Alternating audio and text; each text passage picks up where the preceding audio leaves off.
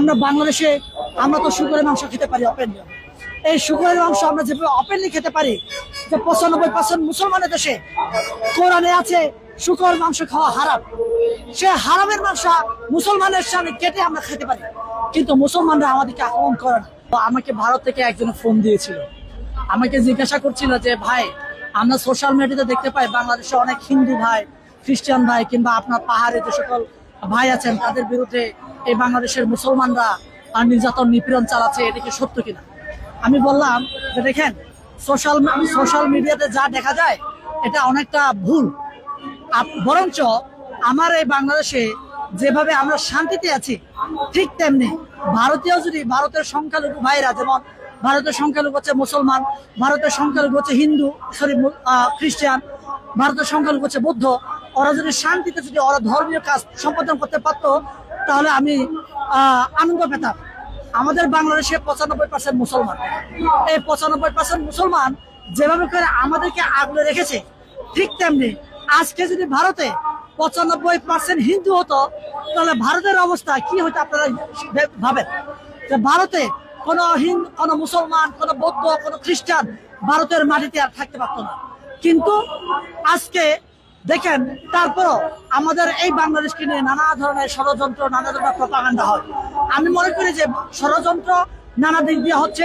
শুভেন্দু অধিকারী থেকে শুরু করে আপনার বিজেপি সরকার যেভাবে করে আপনার মুসলমানদেরকে নিধন করছে, মুসলমানদের উপর নির্যাতন করছে, এটা আসলে আমি একজন মানুষ হিসেবে এটা ভাষায় প্রকাশ করার মতো না।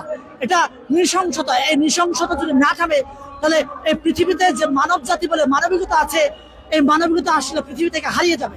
তাই আমি মনে করি একজন মানুষ হিসেবে, একজন বাংলাদেশের নাগরিক হিসেবে এবং ভিন্ন ধর্মাবলম্বী হিসেবে আমি মনে করি যে বাংলাদেশে, আমি একটা উদাহরণ দিই আমি আপনাকে, যে 5ই আগস্টের পরে আমি একটা বক্তব্য দিয়েছিলাম, আমি একটা কথা বলেছিলাম, আমরা বাংলাদেশে আমরা তো শুকরের মাংস খেতে পারি ওপেনলি। এই শুকরের মাংস আমরা যেভাবে ওপেনলি খেতে পারি, যে 95% মুসলমানের দেশে কোরআনে আছে শুকর মাংস খাওয়া হারাম, সে হারামের মাংস মুসলমানের সামনে কেটে আমরা খেতে পারি, কিন্তু মুসলমানরা আমাদেরকে আক্রমণ করে না।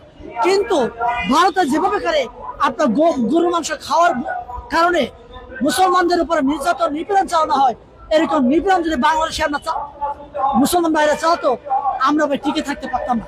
তাই আমি মনে করি যে ভারত যেভাবে করে নৃশংসতা চালাচ্ছে, এই নৃশংসতা বন্ধে আন্তর্জাতিকভাবে যে সকল মুসলমান রাষ্ট্র আছে, প্রত্যেকটা মুসলমান রাষ্ট্রকে একত্রিত হইতে হবে এর বিরুদ্ধে কথা বলতে হবে। তাহলে এখান থেকে মুক্তি সম্ভব। আমি তো দেখতে পাই যে অনেক মুসলমান রাষ্ট্র এই বিষয়ে কথা বলে না। আজকে আমাদের বাংলাদেশে 95% মুসলমান, এই মুসলমান ভাইরাও এই বিষয়ে কথা বলেন না। কেন কথা বলেন না? ওরা মনে করে ভারতের বিরুদ্ধে কথা বললে আমাদের অনেক সমস্যা হবে। কি সমস্যা হবে ভাই? কি সমস্যা হবে আপনি আমাকে বলেন? আপনার ধর্মকে রক্ষা করার জন্য, এই পৃথিবীতে মানবতা রক্ষা করার জন্য আপনি যদি কথা বলতে ভয় পান, তাহলে আপনি কিসের মানুষ হলেন ভাই? তা আমি মনে করি যে সময় থাকতে আমাদের সকল সতর্ক হইতে হবে। লাইক দিন, কমেন্ট ও শেয়ার করুন, কমি টাইমসকে সাপোর্ট করুন।